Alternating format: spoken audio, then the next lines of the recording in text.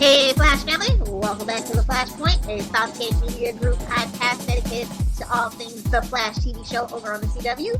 I am 1/4 of the Firestorm Matrix, Lilith, and joining me, as always, is another 1/4 of the Firestorm Matrix. Hey, it's Kelly. Oh man, our first discussion today is episode 213. It is called Welcome to Earth-2, and it was a welcome indeed. Yes, it was. Holy cow. Okay, so I had to watch this episode 3 times. It's like the first time, I think, all season that I've watched an episode 3 times to really understand how I felt. The first time I watched it, it was like, oh my god, Easter eggs, fun, doppelgangers. And then I was like, oh, Barry's a total butt munch. And then I was like, yay, I still like this episode. So, how about you, Kelly? Barry, like, I don't know. I just laugh because Barry was so un-Barry. You know, it's like everybody's opposite. It's like the world is upside down world. I don't know. Like, I just feel like they could have been smarter about this whole thing. Now, everybody on Earth-2 is super suspicious that we come into contact with. I'm just like, I don't trust anything or anybody anymore. Jay is extra suspect. Like, I just don't even know. Like, my emotions are just so fragile right now. Yeah. Well, it was nice seeing Jay and Caitlin work together. But it just makes me worry that she's going to get her heart broken. Yeah, definitely. Jay is super suspicious Yet again. and shady. Poor Caitlin. Yep. Yes. So let's get into the synopsis, and then we can take it from there. All right. Well, Barry, Wells, and Cisco journey to Earth-2 to rescue Wells' daughter Jessie Quick from Zoom. Barry is stunned when he runs into Earth-2 Iris and Joe, but nothing prepares him for meeting Killer Frost and Deathstorm. Meanwhile, back on Earth-1, Jay has to take over the Flash's responsibilities when a metahuman named Geomancer attacks Central City. Worst Geomancer? Really? villain ever. Yeah. Here, let me shake something. Wow. Double entendre alert. Yes. Let's see. Who did the I writing? think a Geo-tracker would have been scarier. Yeah, I think so. I think it's all because we can't have Captain Cold. I feel like Geomancer was a bootleg version. Anyway, we'll get there eventually in the Easter eggs. So this episode was written by Greg Berlanti, Andrew Kretzberg, and Catherine Walzak. It was directed by Millicent Shelton. Our guest stars were Robbie Amell as Ronnie / Deathstorm. Teddy Sears as Jay Garrick / the Flash of Earth-2, supposedly. Demore Barnes as Henry Hewitt. Violet Bean as Jessie Quick, Michelle Harrison as Barry Allen's mother, voice only Boo. Wanted the full appearance. Just saying. It's coming though. Anyway, Michael Rowe as Floyd Lawton, aka a live shot, not dead shot. Yes. Because he's terrible. We had a wild Patrick Saboinge as not only David Singh, but Sing. Like, that was crazy. A zoot suit? Really? Sing. And then we also had Adam Stafford as Adam Fell / Geomancer. Wow. They packed in a lot in this episode. A lot. Yes. I'm just going to talk about everything that I liked, I guess. I lived for Joe as a lounge singer. I lived for it. Yes. That was fantastic. But he didn't like Barry. So it's always like, aw. You can't have it all. You can't have your cake and eat it too, apparently. Yes. Iris was a cop. I like that. Yes, self-rescuing princess.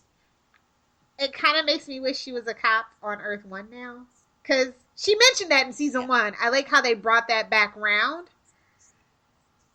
Yes. But she only took the job because Barry was being selfish and wanting to get a PhD instead of a real job. That's a little sketch. Yeah. Yeah. Yeah, that's kind of wow. But yeah, oh my god, people who have been hating on Iris slash Candace Patton, for the most part, when I saw on the different, like from Tumblr to Reddit to Twitter, were absolutely in love with this version of Iris. So I just hope that the writers kind of take note that she doesn't have to be the pep talker of the team, that she, Candace can handle some more meat and potatoes on her plate. Right. Right. What else? I'll just talk about it. It's gonna be in like my favorite stuff. But oh my god, Grant owned this episode, and particularly when he calls his mother. Oh my god. Oh, that was fantastic. It tore my heart out, stomped on it, put it back in, and gave me antibiotics. Yeah, I hear you. I don't know how he does it. I don't know how Grant does it. Well, I think it's just because he really, it's almost like he's very method in a way. You know what I mean? Yes. There, however, was a curious absence of a certain someone. Yes, there was. Papa Allen, aka John Wesley Shipp. I was just like, really? That was the one, like. Well, he didn't even tell him. He didn't even tell him. He specifically did not. He specifically did not tell him. Oh yeah, that's true. Because he was afraid his dad would talk him out of it. His dad, yes. But I mean, not even on Earth-2. I know. Suspicious is suspicious. Is all that I'm saying. Yes, I would agree with you. Although, definitely agree with you. I still want Jay to be Zoom because he has been so useless that like the uselessness has to be a red herring at this point. Yeah. Something is up with him. Something.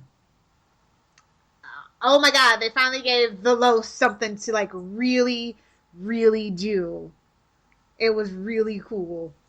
Yes. That was very cool. So now he sees that he can be more than just his vibe flashes.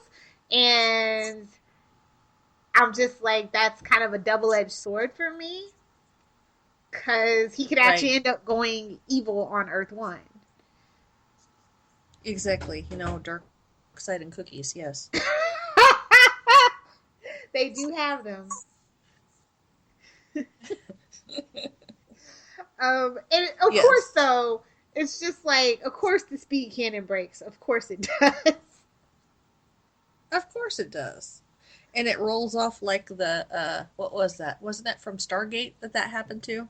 I thought the same thing. I was just like, we're just going to leave our Earth to Jay. Yikes. Yeah, that's terrifying. Yeah. I don't know. I felt like that stuff we could have done without. It should have just been a lot more focus on Earth-2.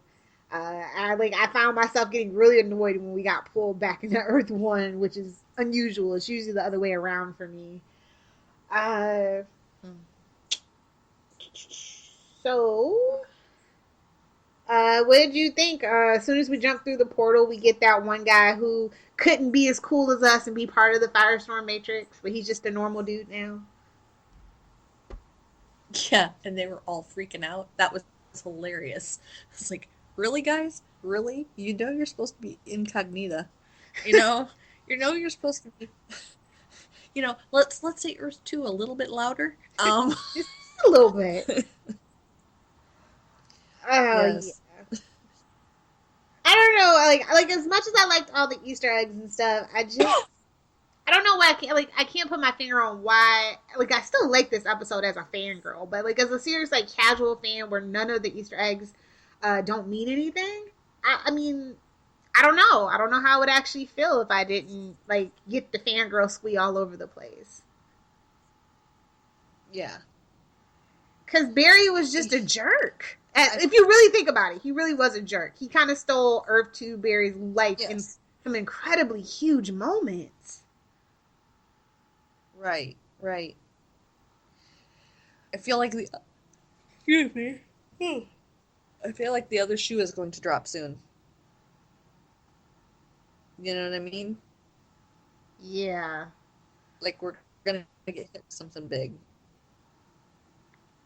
What did you think of the reveal about Jay, that Zoom didn't actually steal Jay's powers? And that's kind of the assumption that we've been running on, but it always seemed kind of funny.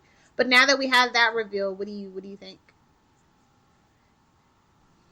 Well, in a way, I can understand him not wanting Barry to even know. Because Barry's the kind of person who won't leave something alone. You know what I'm saying? But the thing is that it was confirmed that it could be fixed, at least so far as we know. You know what I'm saying? Mm-hmm. I mean, if Caitlin and he and Caitlin can fix it in 20 minutes, you know? Well, of course, we have 3 more variations of Velocity to go through because Velocity 9 is a comic book thing. So, yeah. I was just like, of course it didn't work for long. Should have had a V8. Right, exactly. Missed opportunity on some good advertising. That's right. Because heaven knows we need all those advertising dollars. We really do. So we can have more King Shark and Grodd. Yes, more special effects.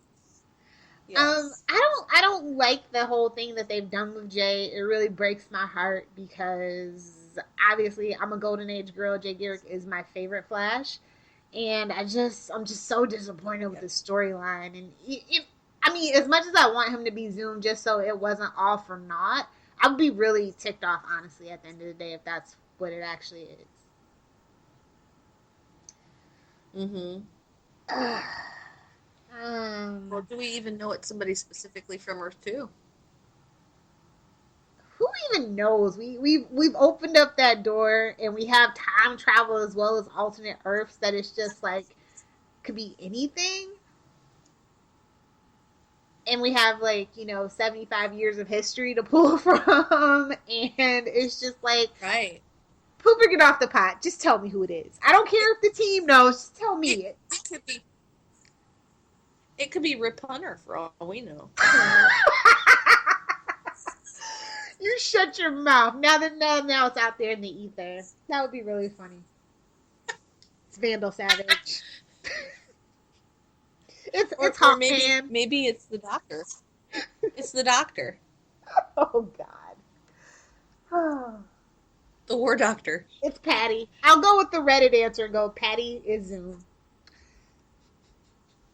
There you go. Man, I don't know. Patty's got a very strong jawline. She's a shapeshifter. It's a whole thing. I don't know. That's all that I don't know. I loved the look and feel of this episode though when we got to Earth-2.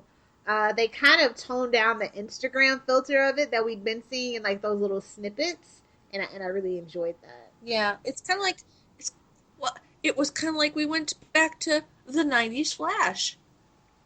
A little bit.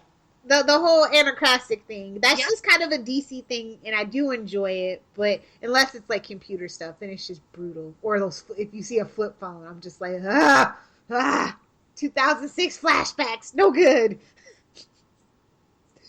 Yes. It takes me right out of the moment. Anything else, old cars, old clothes, fine, but just no big boxy computers and no flip phones. That is not my aesthetic at all. Let's see. I love seeing a wild Patrick Seboigny as a criminal. It was just great. That was one of my favorite things. That was not hilarious. expecting that. I feel like maybe that newspaper. Well, I love. Oh, go ahead. I love seeing our dead shot as a bad shot. That was fun. I was not expecting that because I didn't do spoilers for this episode, but I'd heard it and I was like, maybe it's just a guy that looks like Captain Rowe. And I was just like, because, we're not supposed to be using him because DC doesn't like that. Well, WB specifically doesn't like that. And I was just like, oh, nice treat. I see they found a loophole. More loopholes, please. Is this how we get Manny back? Please and thank you. As a live stroke? Yes. That's right. I think that would be fun to do. It's like, well, we're not technically using them as that version. That's right. They're a different Earth version.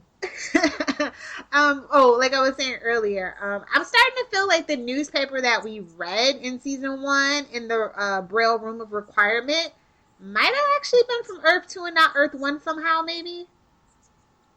Because Barry and Iris are married. The legal report. Yeah. Right? She's not a reporter, though, but she could have been. Until she took this job, so maybe she goes to it. Maybe that's the twist. I don't know. I really love at the police station, instead of like a reference to the Justice League like we have on Earth 1, it was a reference to a just society. Yes. I lost it at that point. Yes. I was just like, please and thank you. More please. Definitely. Like, it's just really, honest to goodness, this episode was just one big Easter egg, and so, like, I'm having, like, a really hard time, like, not talking about all the Easter eggs. Because the plot is kind of irrelevant, because it's a two-parter, so like, this is just the setup, and really all the interesting stuff is going to happen in the fallout. I loved Deathstorm and Caitlin, though. Like, my feels. Right in the feels. Yes. That was nice. And they were still working with Cisco. Although that didn't turn out too well. Yes. No, it didn't. Poor Cisco. Cisco Systems has crashed.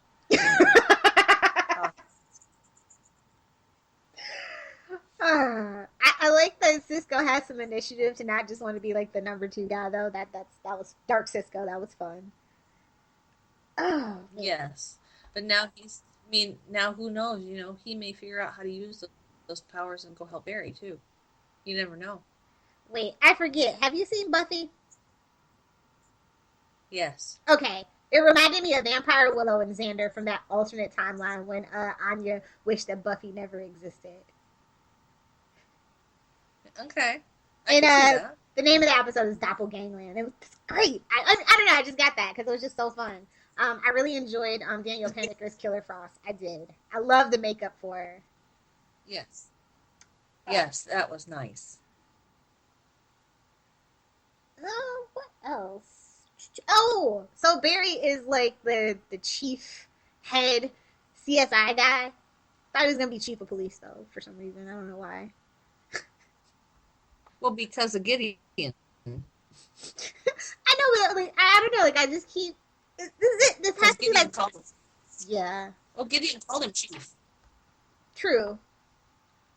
So in some alternative reality, he is. Somewhere. We'll get to it eventually. Or a lot of people said that this was the first time they actually felt the chemistry between Candace and Grant. And I'll take what I can get as a huge Candace/Iris fan. I'm glad that they can see it now. Yeah. Because, sorry to break it to you, Wes Allen is in game. Ain't gonna be no Lassie shenanigans on this show. No. Just saying.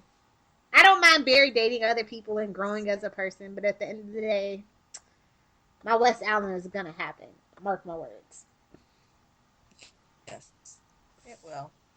So, Barry gets captured unavoidably. So he gets thrown Of in course.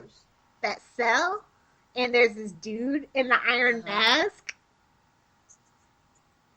Yes. Do you have any theories? And who do you think that is?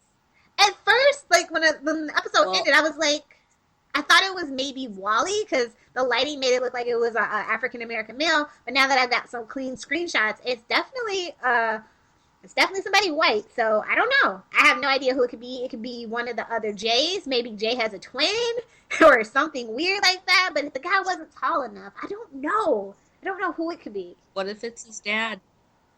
I think the guy was too small of stature to be JWS. But it would be really cool if I was wrong because, I don't you know. know, we need some JWS on this show. Yes, we do.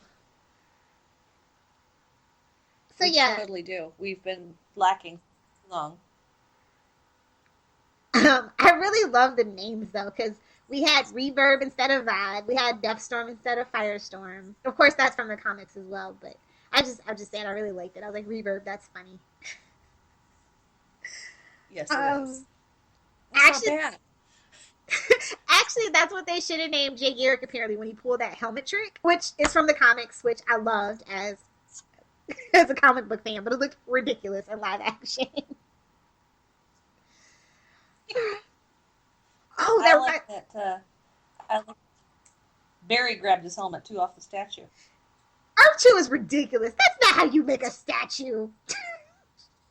Exactly. It was funny though. Totally funny. I loved it. So yeah, I still have no idea who Zoom is, but all I know is Tony Todd's doing really great voice work and plot twist and plot twist. Zoom is maybe Zoom is Tony Todd. Wouldn't that be the plot twist of all plot twists? Maybe. Yeah. But why does Zoom want Barry alive now? Like, I don't know. I just feel like maybe they didn't think this all the way through when we initially got the Zoom set up, and so now they're hammering it out. That's another thing that I had a couple of questions about. Yeah, that could be. So yeah, poor Joe West on Earth-2. He dead. Yes. And that was a very good scene with Candace. Amazing. Ronnie and Professor Stein, they did. Heartbroken. Just as long as Iris on Earth-2 doesn't die at the end of the next episode, I think I'll be okay. Or Killer Frost. I was hoping though that the dead Ronnie from Earth-1 was gonna be the other half of Deathstorm.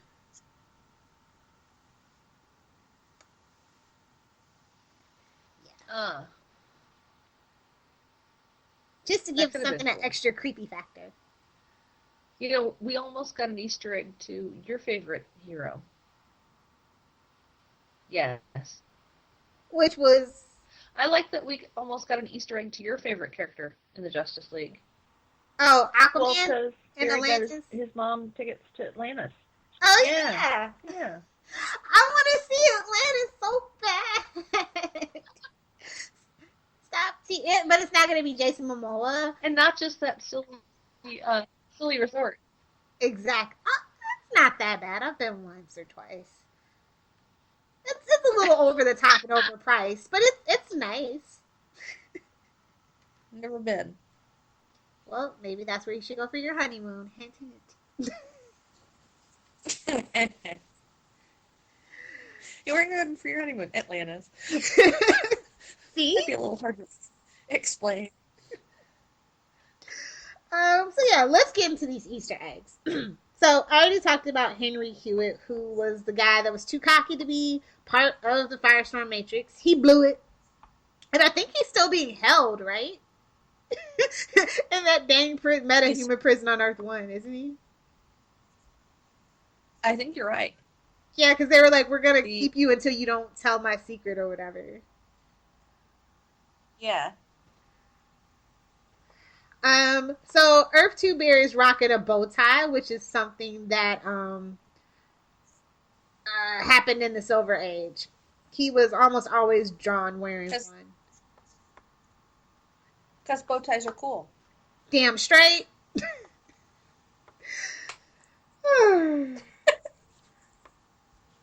Oh, and a fun fact in Flash Rebirth, it's a couple of pages that are dedicated to the tie having its own little backstory, which is like just really epic. But also, Channel 52 is Channel 52 on all Earths, and I love that. That's funny. Well, it's on this Earth too. Exactly. Just saying. Let's see, we had Mayor Snart, which is a reference. Even on podcast. Yes, that's true. What did you think of Mayor Snart?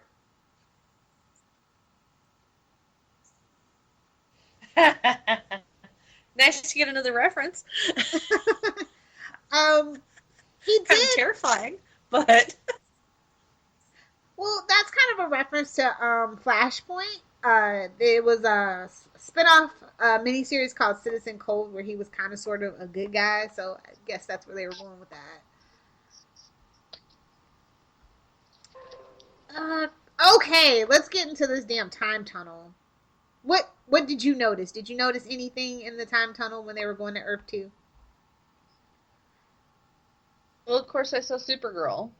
How could you not see Supergirl? Which, of course, is an upcoming crossover for episode 118 of Supergirl called World's Finest. Yep. I'm trying to think what else I saw. There was tons of stuff that we saw in there, and I'm trying to remember all the images. What else did you see? 90s Flash, of course. Which I think was a nod. I don't know if it was a nod to actually being like in the like actual canon that it's an alternate universe. I think I'm just gonna say that's my headcanon. And usually my headcanons kind of sort of come true most of the time, so looks good for that to be true. We got a Green Arrow that didn't look like Oliver Queen. They already debunked that it was Justin Hartley from Smallville. So that leaves Connor Hawke, which is supposed to be coming to DC Legends of Tomorrow. Or it could just be a really overly made up Oliver Queen. We really don't know when DC Legends of Tomorrow episode 6 which Green Arrow they're going to run into. So I think that was just a nod to that. He's got a metal arm, and Ollie does lose an arm. So, yeah. And a very famous arc. Everybody kept thinking that the ring that they saw was a Green Arrow ring, and I said, LOL, no. It is the Legion, and it's really funny because the Legion is supposed to show up in one of the DC shows. It was a blind item. So I thought that it would make the most sense on Supergirl since it's so closely connected to the Superman mythos. But because of time travel, I was thinking maybe Flash. But now with DC Legends of Tomorrow, it could literally be any 3 of those shows. But I thought that was really cool. Oh, wow. Long live the Legion. If you are not into Legion comic books, you need to just find some old ones. They're great. Really, really great stuff. Oh, man. What else? Oh, we saw Jonah Hex, which is another Legends of Tomorrow Easter egg. Jonah Hex is actually a pretty cool comic book character. Don't let the movie fool you. They really ruined it in the movie. I'm looking forward to that on DC Legends of Tomorrow as well. Ooh. We saw Grodd in there. I already talked about the Just Society little thingy. What else? We just talked about tickets to Atlantis. Okay, I guess we're gonna unpack these damn references on Barry's phone. Eddie, Bruce, Hal, and Diana.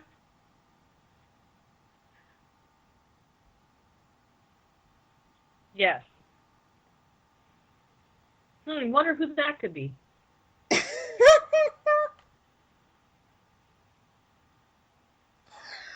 I love it. I like that in Earth-2 too, though, that Joe is still single because, okay, so for Barry, obviously it's mom and dad, and for Iris, it's just dad. So Francine is still a deadbeat mom in Earth-2. Good to know. Right. Poor Iris. What else? Oh, Jitterbugs, which of course is a reference to CC Jitters. I thought that was really clever. That's awful. Let's see, what else? Yes, it was. And the club was cool. The way they did the club was pretty cool. Definitely. I was kind of bummed that Joe didn't sing something from Rent. Just saying.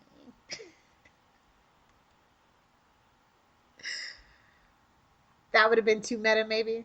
That would have been like Deadpool levels of fourth wall breaking, maybe. That would have been cool. Okay. Let's talk about Geomancer. Yes. Yeah. He's the foe of the Justice Society, so that's why I felt it was really weird. Lame-o Mancer. I felt like it was really weird that he was on Earth-1. So yeah. Maybe that's a hint that we'll be getting the Injustice Society sometime soon. I hope so, because that would be pretty cool. But he's a lame villain. He was a lame villain in this episode. Yes, very, very lame. We got a street reference, so you know what that means. It was Pasco and Fourth, and of course, that is for Martin Pasco, who was a longtime DC editor, and I believe he wrote some stuff as well. But I best know him as an editor. Velocity 7, I've already kind of talked about it. We were going to get Velocity 9, and that's going to be the formula that works, because that's something from the comic books. It gives speedsters increased speed for longer periods of time, but it does definitely take a toll on their body. So we have velocity shippers on this show, right? No, we stay away from the velocity at all costs. Actually, now that I think about it, maybe the guy in the Iron Mask is Max Mercury, and the mask is to prevent him from saying the formula. Ooh. That's a good theory to have, I think, maybe. So Reverb in the comics was actually Vibe's brother. Oh. Yep. He joined a for-profit superhero outfit known as the Conglomerate. It's kind of like Booster Gold in Smallville kind of thing. Okay. Basically. And then, like, following the death of Vibe, he kind of wanted to bring honor to his brother's name. So, yeah. The look was very similar of the post-Flashpoint vibe. I love when they, like... Because everybody on this show really, really loves the comic book, and it just really shows. Yeah. And finally, how many times does Cisco have to die with a vibrating hand through the chest? That's a good question. 52 times, maybe? Well, maybe 7. Number of maybe completion. Yes, or maybe 9, because maybe he's part cat. Who knows? So yeah, those are all the Easter eggs. I actually remembered to do it this week. So yeah, I am actually looking forward to reading the comic book. Issue 50. I'm going to skip 49. But issue 50 is an oversized issue. And we're going to be rebooting The Flash very shortly. I believe in June with issue 52. That's the whole company-wide rebirth thing going on.